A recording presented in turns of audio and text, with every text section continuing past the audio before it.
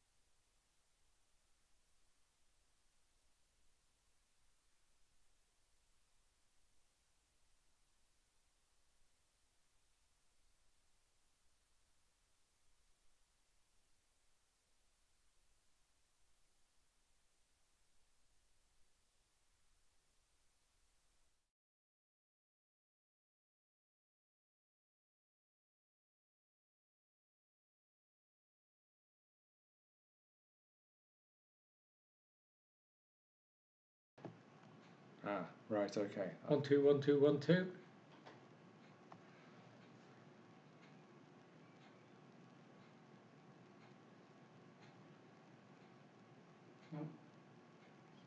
Not a glimmer of any kind of sound whatsoever, because it's now coming through the Going now? Yep. Right, okay. In that case, you should be okay now. Hello, I'm seeing no sound on this. Can you hear anything? Technical Tim. I can. Right, it looks to me like we're working again. Sorry for that false start, everybody. It was gremlins, I think. So I'll start afresh. This talk isn't going to go on for terribly long, maybe half an hour, something like that. So if you didn't catch it, my name's John Hughes. I work for Shropshire Wildlife Trust.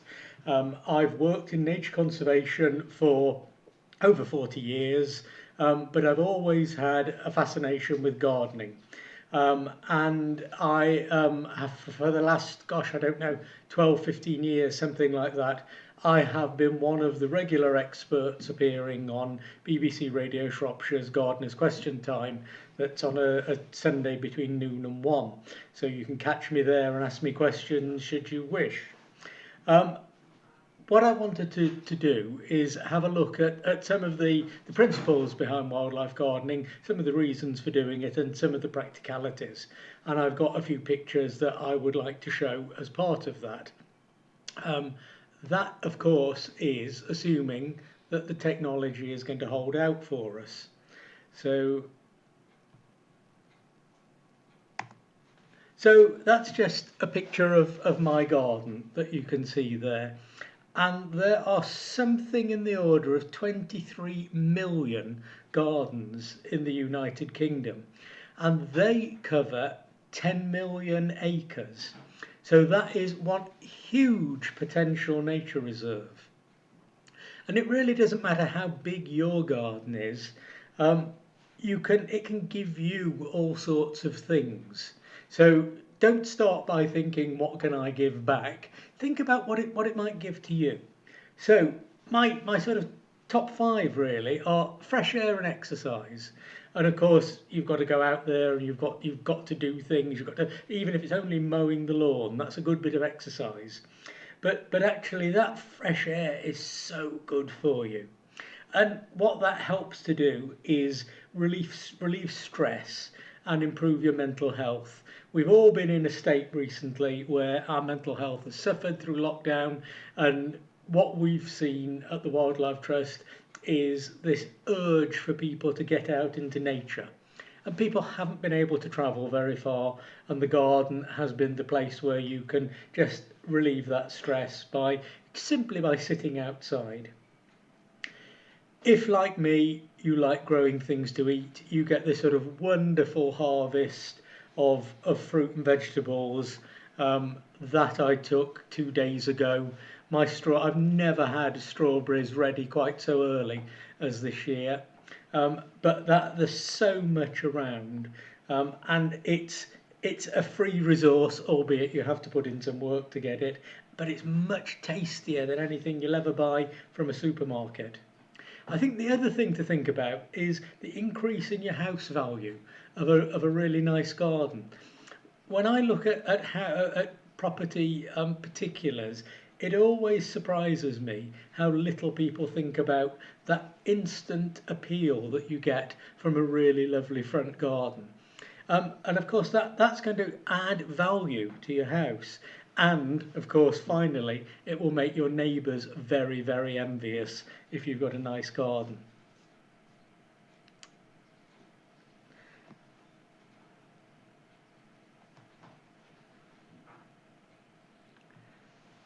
So I honestly don't consider myself to be a wildlife gardener. I consider myself to be a gardener.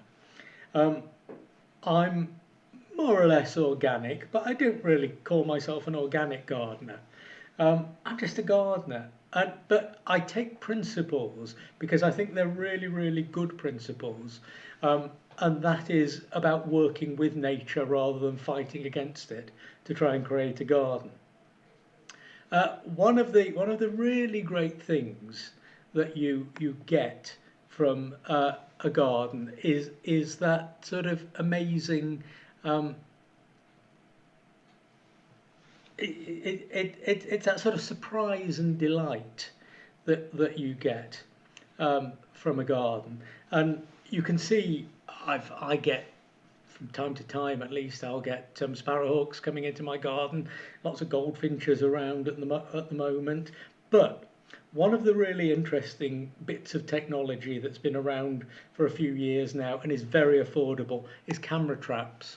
And if you put a camera trap in your garden, you can find out what's going on when you're not there. So this is a lovely little bit of footage of a friend's garden with a hedgehog. And I've got hedgehogs in my garden. I don't see them very often. I see their poos, but that's about it. But a camera trap, a cheap camera trap, will show you who's around when you're not. We've also had a massive decline in species that were once very common. So hedgehogs are a very good example of that, but house sparrows as well. Numbers crashed a few years ago. And both of them are associated with people, with humans, with gardens. And it's something that you can do to help the recovery of these and many other species. And it's something that everybody can do. Even if you don't have much of a garden, you could put up a house sparrow. Their nest boxes are called terraces generally because they like to nest in little colonies. I've got loads of them in my roof void at the moment, and they make a frightful din, but I wouldn't be without them.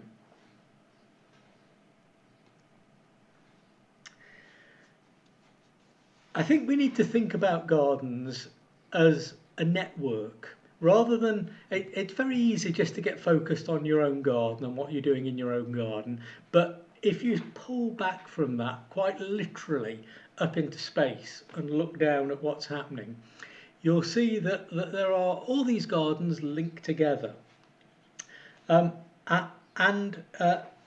not only do they link to one another, they'll link into roads and rail and all sorts of things like that. So this is a picture of a part of Shrewsbury called Mount Pleasant, and it's fairly typical suburb, but you can see that all those green spaces add up to tremendous highways if we allow them. But what you've got to think about is how things move around, how things can move from your garden into somebody else's garden. Well, if I'm a garden tiger moth, that's fairly easy, isn't it? I can flit over the fences and over the hedges and move into other gardens. If I'm a cunning fox, that's not a problem at all to me generally. I can, unless it's an absolutely solid barrier, I can get through. But what if I'm a newt? Now, that becomes more complicated. So really, it's a good idea when you're thinking about wildlife gardening to think about how the creatures that are going to come into your garden are going to be able to move around. And think about all the creatures and how they'll be able to move. And that means leaving gaps, leaving holes, leaving spaces, but trying to build connections with whatever your garden connects into. Great example of this is hedgehogs. Hedgehogs get absolutely floored by fences, and we do like to put fences between our gardens to keep our neighbours' prying eyes out, but a tiny little hole cut into a hedge creates a hedgehog highway, just like this one. It's really straightforward thing to do, just to cut out a little bit of that fence and allow the hedgehogs to be able to move around. They need big territories. They need to be able to find mates. So it's a very, very simple way of doing a little bit of wildlife gardening.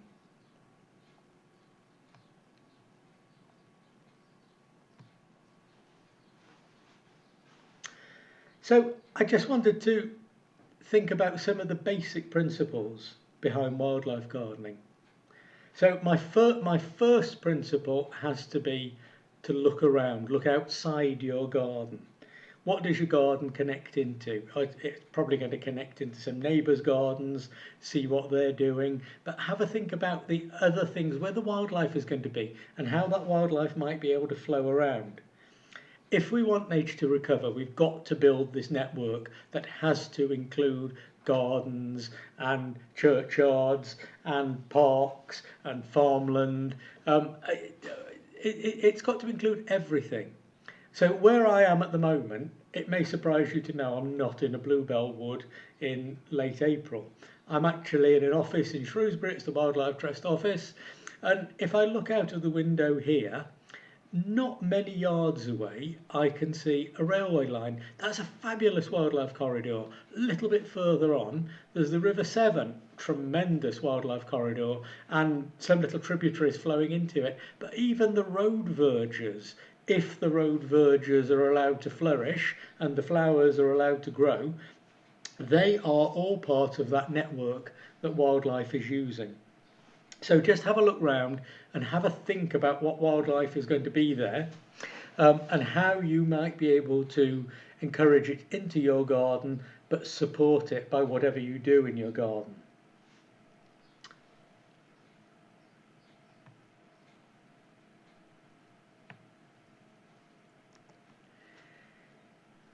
A lot of people get a bit purist, I think is the best way of putting it, suggesting that a wildlife garden ought to have nothing other than native plants in it. I don't agree with that at all. I think it's a real shame. There is this fabulous palette of plants that you can choose from that all add to the wildlife value of your garden.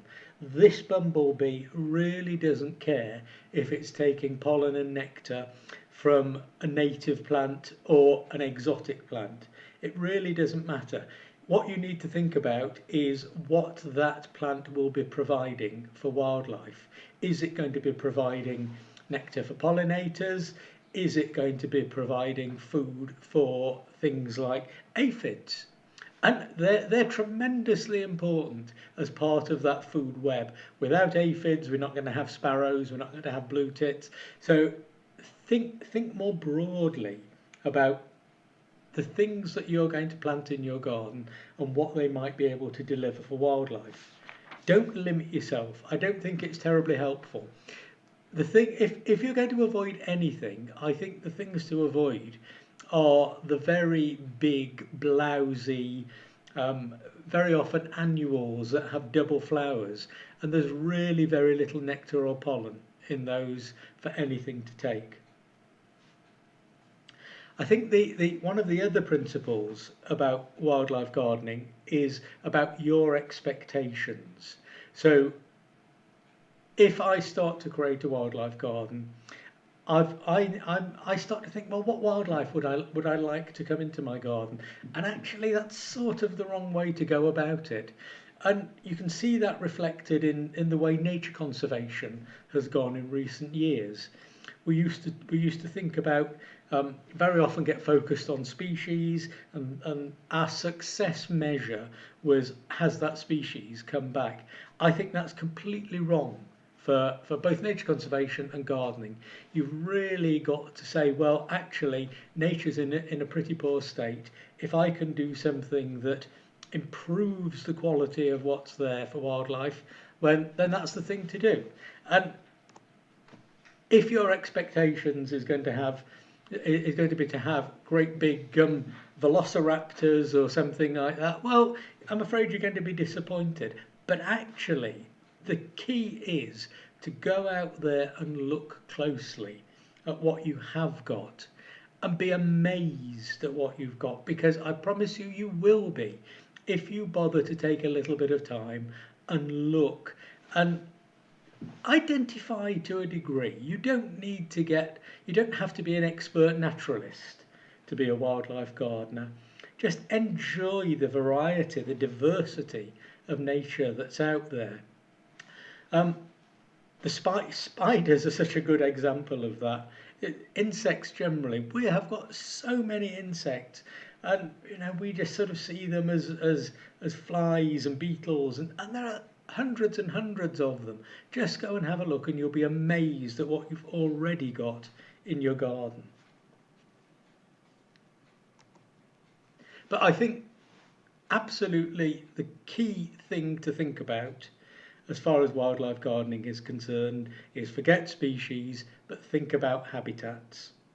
And there are all sorts of habitats out there in nature.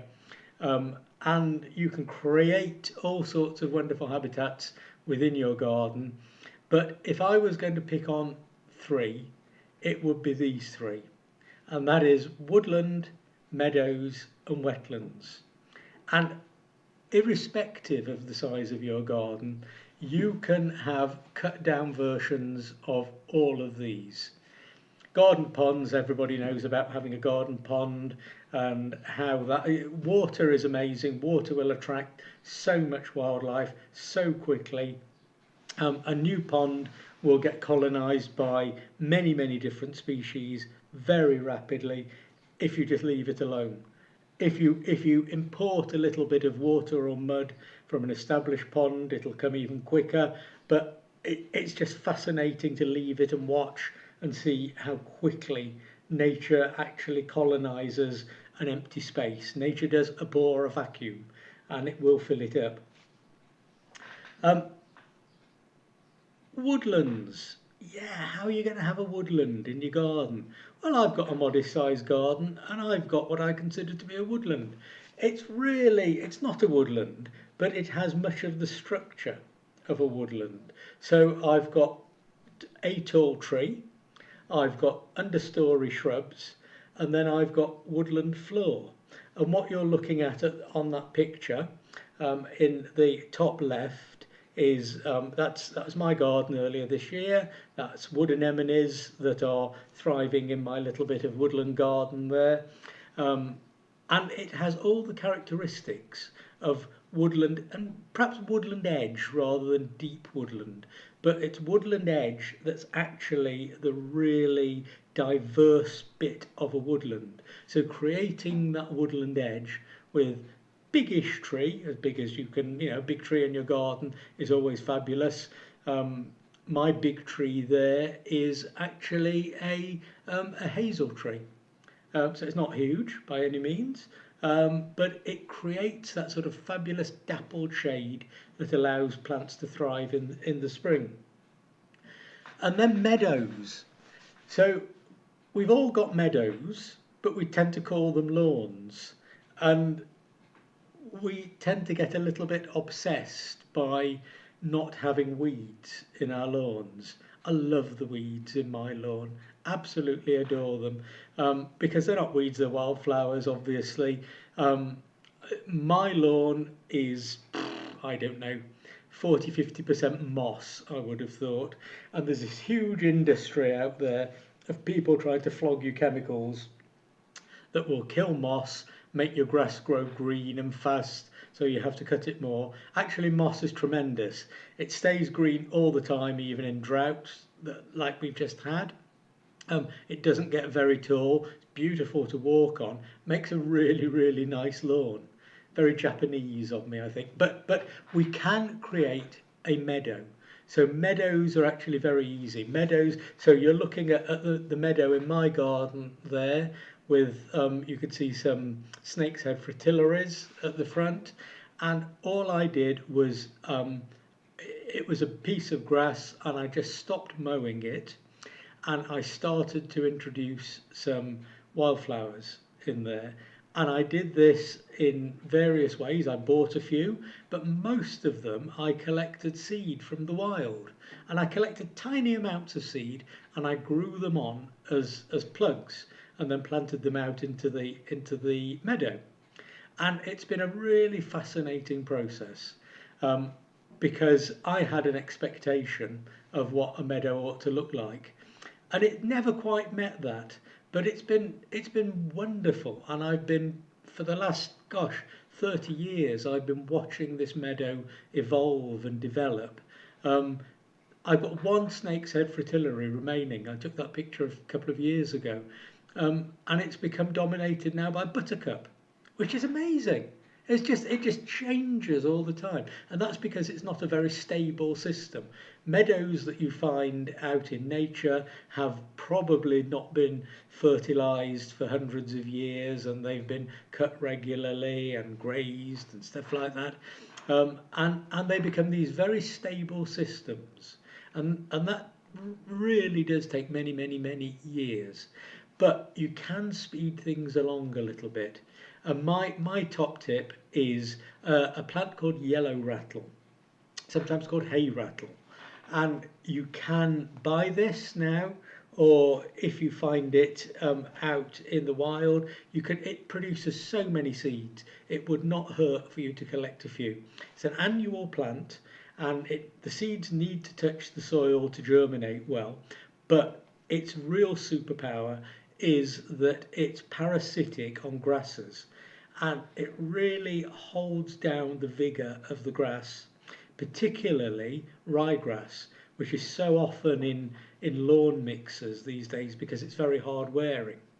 And it will hold down the vigour of the grasses, and that allows the wildflowers to thrive.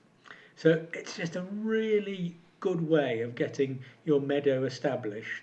And the added benefit is the bumblebees absolutely adore yellow rattle. They really flock to it, and it's an annual, and it'll produce a load more seeds.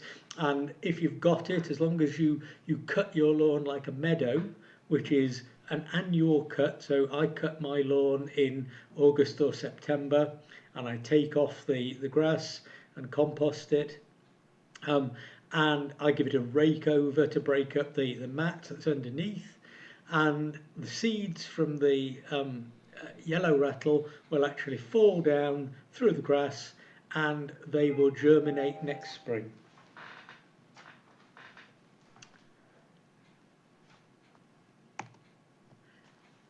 So I've said already, look closely. So you may be lucky enough to have badgers and foxes and weasels, and you'll almost certainly have squirrels in your garden. You may be sometimes unlucky enough to get deer coming into your garden. They can be quite damaging. But go out and have a look what is out there. If you spend a little bit of time looking at what's going on, you will see this amazing array of creatures. And so those are little sawflies chewing away at something or other there. And don't just think of them as, oh, they're sawflies, they're eating the leaves of this plant. They're actually sawflies that are feeding the young of all the birds that are nesting in your garden.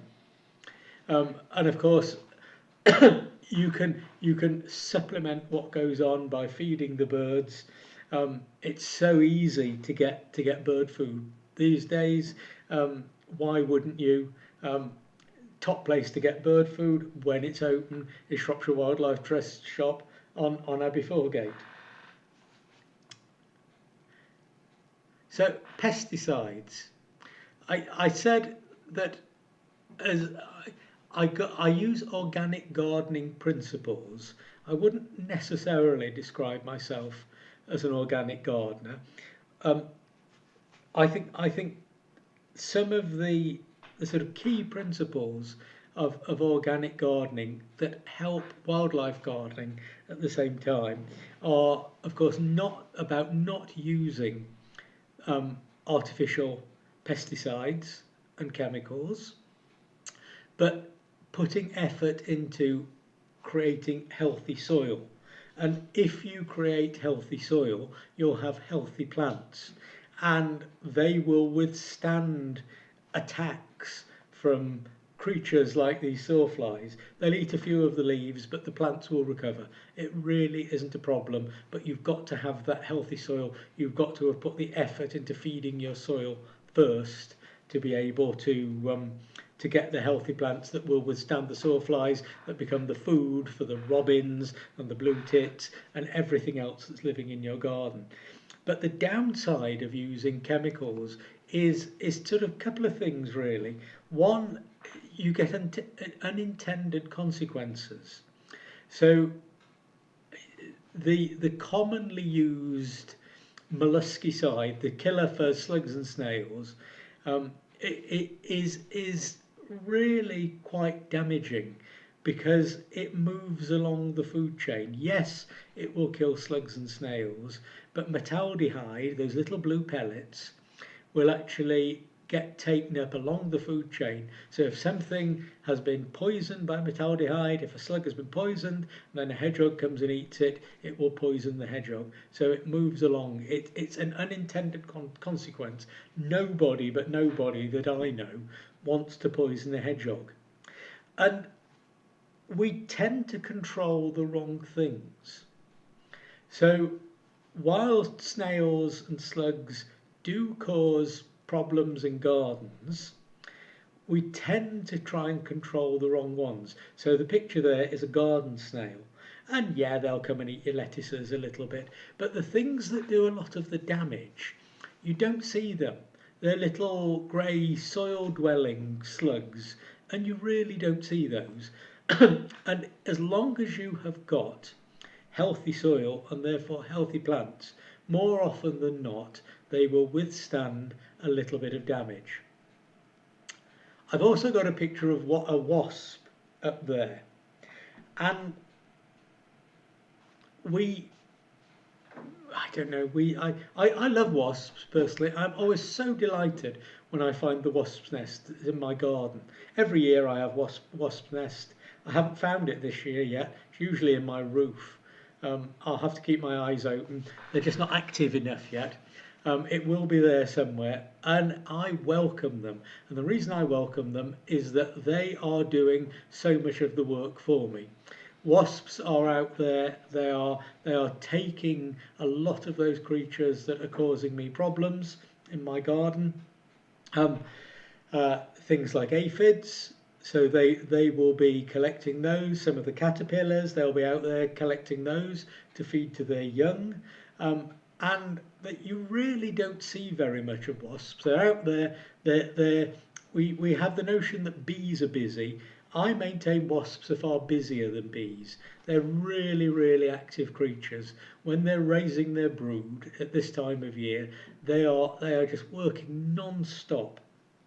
And it's only in it's quite an interesting story, little diversion with wasps, because wasps are out there collecting caterpillars and they feed them to the larvae in the nest, and the larvae secrete a sweet sticky substance, a honeydew substance, and the adult wasps eat that. And when in the late summer there's no longer any brood, the adult wasps are looking for sweet things to eat, and that's why they come into your picnic and come into your jam sandwiches and find their way into your kitchen looking for sweet tasty morsels. So forgive them for all the work that they've done throughout the year, because they are tremendously helpful in the garden. And of course, if you're lucky enough to have hornets nesting in your garden, I am so jealous. So jealous. So my next principle really is about tidiness. It drives me mad. Tidiness is an obsession. And it's an obsession in gardening, and it's an obsession in the countryside. And we have to stop tidying everything up. You thought coronavirus was an epidemic. Tidiness is my epidemic. It's a dreadful thing. And that translates itself into weeding and mowing and spraying and cutting down things as soon as they finish flowering, taking ivy off trees, killing and feeding lawns to get rid of moss, as I've described. It's a dreadful, dreadful thing to do. Just stop being so tidy, and you will, simply by doing that, you will create wildlife habitat all over the place. This is just a little bit in my garden, and the little blue campanula flowers there, covered in bees, at the moment. I could tidy them away. Some people might say that it looks messy. I think it's fabulous. I love it. I do like that. So,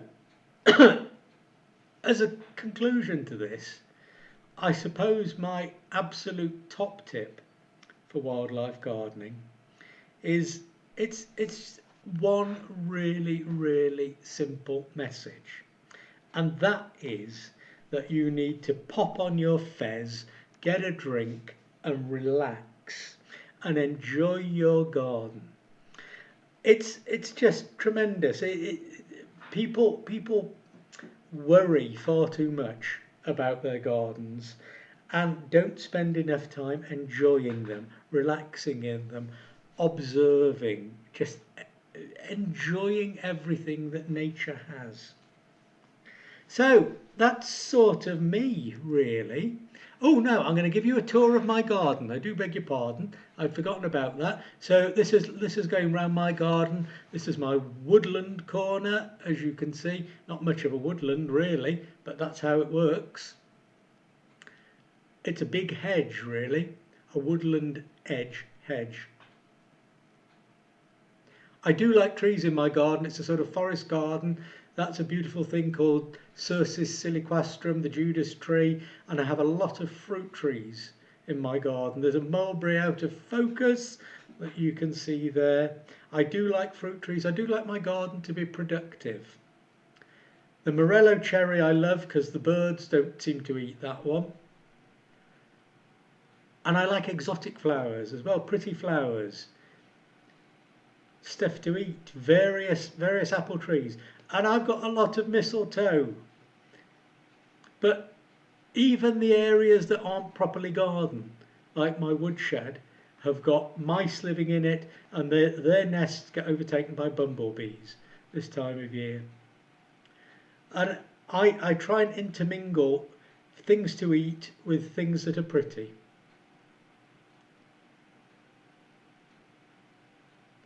And that's what my garden links into, which is where all the buttercups in my wildflower meadow have come from. More fruit. The wasps love the plums in August and September. Comfrey is a great thing for the bees. Lemons for your gin and tonic.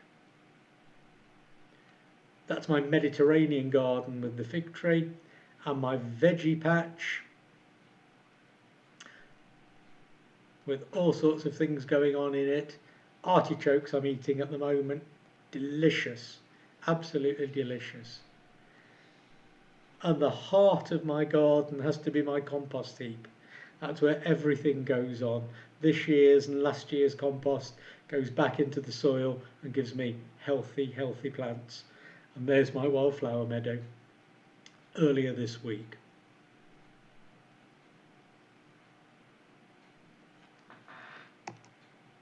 So I do thank you very much for listening. Please remember that Shropshire Wildlife Trust is a charity and we work very hard to conserve the wildlife and wild places of Shropshire. If you would like to become a member or make a donation, please go onto our website. We would absolutely welcome it. Thank you very much. And of course, you can ask questions and I will try to answer those.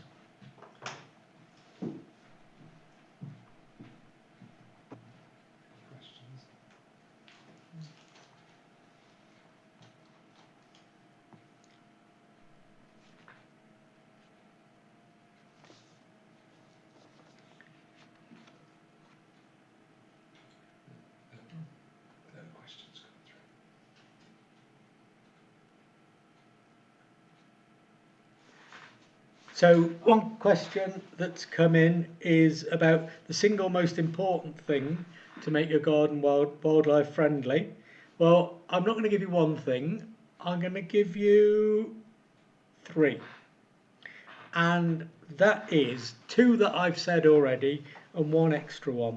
So don't use chemicals. Please don't use chemicals because of the unintended consequences.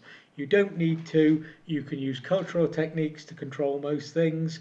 Chemicals really are not worth buying. Don't be so tidy is my other one. Don't chop things down. And my third one is don't use peat. Please don't use peat. Peat is an amazing resource that we have here in Shropshire. It's one of the rarest habitats that we have, peat bogs, and all the peat that you buy in those bags in the garden centres is dug up from peat bogs, is dug up from one of the world's rarest habitats that has an amazing diversity of wildlife. So please use peat-free wherever you can.